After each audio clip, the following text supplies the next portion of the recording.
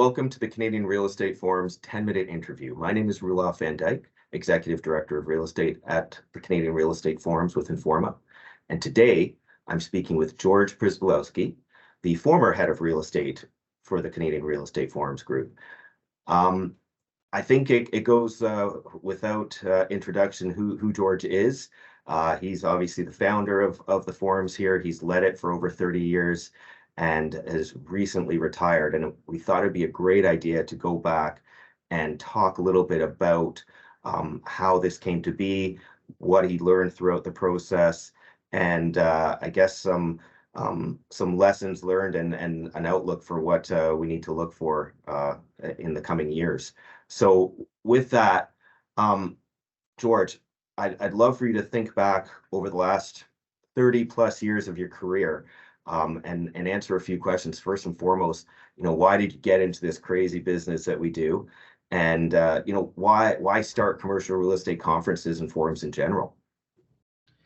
Well, in 1988, we launched a business that was focused on one specific thing, and that was being able to bring together in one place at one time through either trade shows or through conferences, anyone who had anything to do with designing, constructing, renovating, investing in, developing, financing, and then operating and managing any types of office, industrial, retail, and multi-residential buildings. There was no event in Canada at that time that brought together all of these people in one place. On the contrary, there were only vertical events. So they were only able to talk to one another in their respective occupation, but not be able to interact with others. So we did the trade shows, recession hit, and in 1991, we played taps as we closed down our trade shows because there was no point.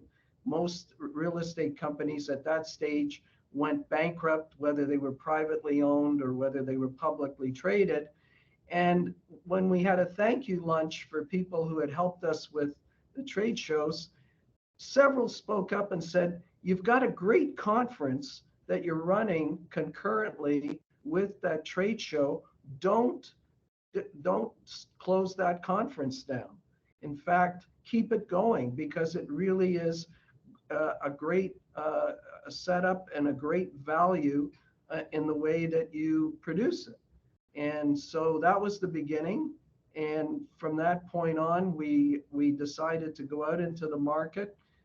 We were fighting a significant event that had been around for over 20 years. But at the end of the day, the economy and the market spoke for itself. And by 1999, we were the last man standing as that event closed its doors. So our value proposition in creating 20 real estate conferences over the period of 1992 to 2018 was simply this: offer something that is going to focus on the right topics of the time. Make sure that you have the absolutely right speakers for each of those topics, and offer the entire package at the lowest possible price. And that's been our value proposition all along, and what led to the success of the events I'm told over and over again. That's really great. And I mean, it sounds like everything that the forums has done over the years and just setting up in general is in response to what the industry has really wanted and asked for, which obviously is what we're going to continue to strive to deliver, right? So you've essentially grown up with some of the titans of our industry. What are the most interesting and important changes that you've witnessed over your career as far as the people, the companies, the issues? I think I'll just zero in on two specific items. One is the makeup and the composition of the industry, particularly in the middle and senior ranks. If you were to take a look at our programs from 1992 till about 2000, it was what somebody refers to today as manels. All CEOs were men, all senior vice presidents were men, all CFOs were men. It was a massively male dominated industry, to put it mildly. So that has been dramatically changed, not quite at the president's level yet. We only have 6 women that are at that level at the moment, but that's 6 more than there was in the year 2000. But going down from there to CFO, to chief investment officer, et cetera, you see a great increase in the number of women in those positions. So you can see that if you're looking ahead, through your lens, that there's going to be more and more changes, afoot, where the industry is going to become much, much more diverse as it engages in ESG activities. And what happens is that many of the males that are now presidents, guess what? They're ready for retirement. So as they retire, the question will be, is this an opportunity to bring in someone from the organization that can be moved up and provide that diversity? So that's one. The second most significant change, what I mentioned earlier, that in the early 90s, real estate companies really consisted of 2 types. They were either publicly traded on the stock exchange, not REITs, but a publicly traded company like any other, or they were privately owned. The REITs did not come into existence until 1993, and even then they were small potatoes in the scheme of things. But what's happened is the diversity of ownership and that makes up the industry now is dramatic. Pension funds were not players back in the early 90s. Now pension funds in Canada are among some of the world leaders in real estate activity and size. And along with the pension funds were the life goes. Along with them came the REITs in, as I mentioned, 1993. And then there's been a tremendous growth of private equity, because there's people with capital on this side, but don't have the real estate expertise. So they want to hire someone who has a fund and is a real estate fund manager knowledgeable about the market, and put the 2 together. And then finally, they're still privately owned. So what you've now got is an extremely diverse range of ownership, globally, nationally, regionally, and locally. No, definitely. I completely see your point on diversity changing in this industry on all aspects: people, companies, where money's coming from, investment types, and even the assets that they're holding, right? So interesting, really interesting. So I guess then, looking at the industry, what are some of the biggest challenges and opportunities facing the commercial real estate industry? I mean, you've talked to people across the country for 30 plus years. Every time we do conferences, we talk to the leaders of the industry in those markets. So I mean, we're hearing a lot about these challenges and opportunities, but how do you boil them down into really succinct points? Yeah, so just again to zero in on just a couple, because there are so many, whether they're a small or medium or large.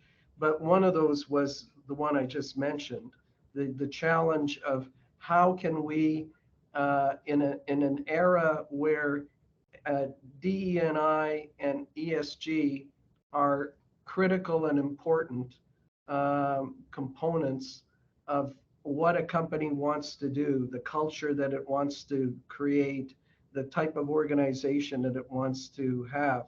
So that's definitely one of the challenges that many in the senior ranks are addressing as they are trying to, engage in a culture that is more diverse in relative terms to, what our society is composed of.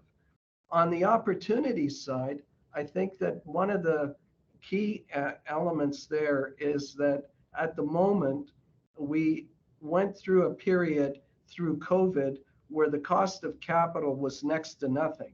So anybody could have looked brilliant, anybody could have been smart, anybody could have made money. Now that there's been 7 increases in the Bank of Canada rate, are you still as smart? Are you still making as much money? Is it still as easy as it was? Not necessarily. But what lies ahead? How long will the rate of inflation continue at a level where the bank feels a need to keep rates where they are, or possibly even increase the rate once or twice? So I think the big opportunity is for those who understand, that you can work very effectively as a successful real estate company in a higher cost capital world. And if you can figure that out and figure it out properly, you can probably make a lot of money. One side note too is that there's a tremendous need for certain types of real estate, which is going to drive a lot of activity. Multi-residential, we hear about it all the time. How many millions of units do we need? Because if we're heading for 500,000 a year in immigration alone, never mind affordability questions as well on the ownership side, what are you doing in regards to that area? The other is retail, where there's a return now gradually, but more and more, to redefining retail and bringing people back into the stores because they want to have an experience like that, rather than looking at a monitor and purchasing something on a website that they can't touch, they can't feel, they can't look at the right color, and so on and so forth. So I think that there's some really great opportunities both ways in terms of portions of the market, as well as can you figure out how to make money in a higher cost environment. No, those are absolutely some things that people are talking about, and I think one of the beauties of the real estate forum is that we're bringing all these people together to network, but then also brainstorm and come up and share strategies and notes on how to deal with some of these major challenges and tackle the opportunities. So we're really good there. The last question then, George, thinking back over your career, would you do it again? What would you change? You know what? The answer to the first one is it was amazing. It was fantastic. I mean, we've ended up in 11 different cities across the country. We've had a chance to have events in those cities on an ongoing basis. So I've gotten to know Canada as a result of my job, and relationships in every one of those markets, and also deal with the facts and fallacies of situations. Because how can an Anglo go into Montreal in 1999 and not have anybody at all on the ground that they know, and end up launching 3 events and be able to be accepted by people who are francophones in Montreal, who bent over backwards to help us make those events work?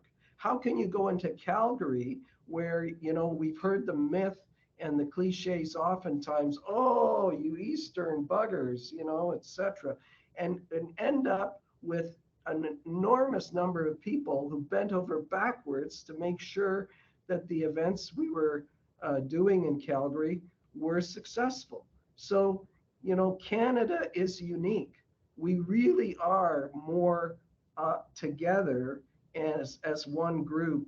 And that, I think, has been really the most significant thing, that when you ask, would you do it all over again? It was amazing.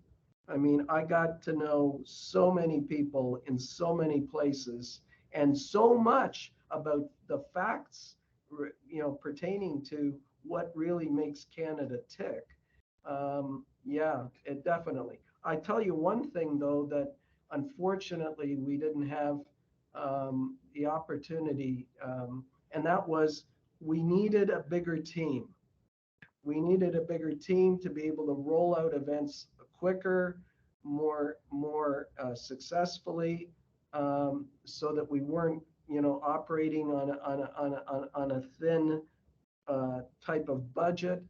And I think now that, Informa Connect is putting more resources into it, I feel a little jealous, because had we had those resources back then, who knows if we could have launched even more events, could have launched them faster, larger, and etc. So we did spend an awful lot of time on a very thin dime.